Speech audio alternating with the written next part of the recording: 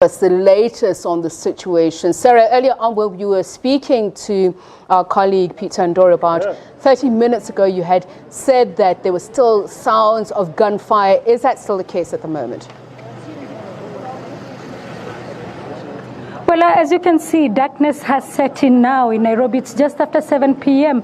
Now, as you said there, earlier we could hear gunfire from the 14 Riverside Drive, but that has now gone quiet. But we continue to understand from the police. The Inspector General of Police has just given a press conference saying that the attackers are still holed up inside the 14 Riverside Drive, and police are trying to pursue them.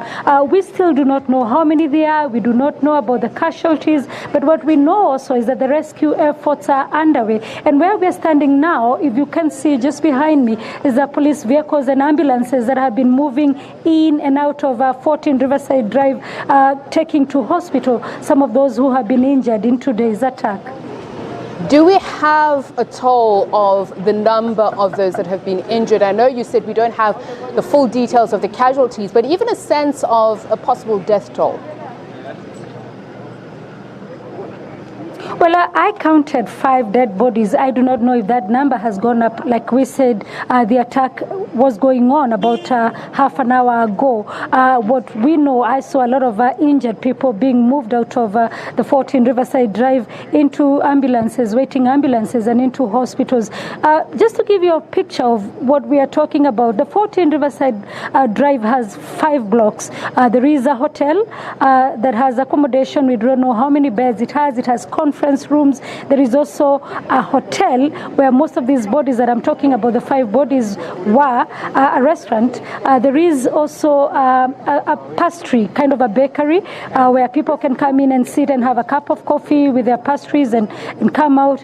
There is departmental stores. There is offices. So almost on a normal day, about 500 to 600 people or 1,000 will come in and go out. Just next to where this attack has happened is the Australian High Commission. There is also the University of Nairobi's hostels for the medical students. So it is not clear yet how many people were in all these 5 blocks when the attack happened. Work has resumed in Nairobi like any other part of the world after the festivities, and people are getting back to business as usual. So it is clear, and the time that happened is almost peak hour.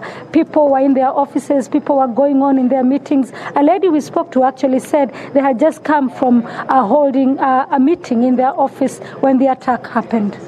Sarah, just in terms of the briefing by the police chief earlier on, Al-Shabaab has claimed responsibility for the attack, but is there any indication why this particular location and at this particular time?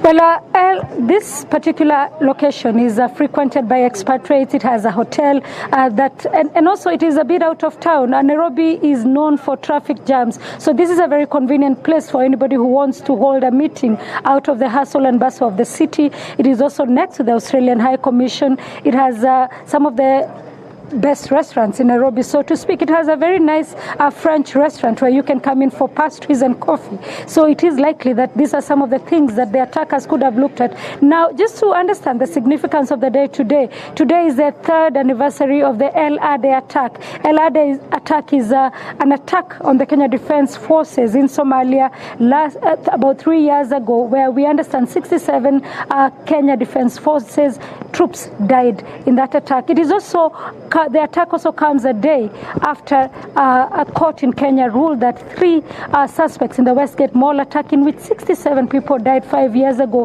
have a case to answer. So we still do not know. We understand the Al-Shabaab militant group has claimed responsibility for the attack. Sarah, very quickly. The Inspector General of Police, however, saying they are taking it as a terror attack and they don't know who actually carried out the attack. Sarah, very quickly, in a word, anything yet from President Uhuru Kenyatta on this incident? Not yet.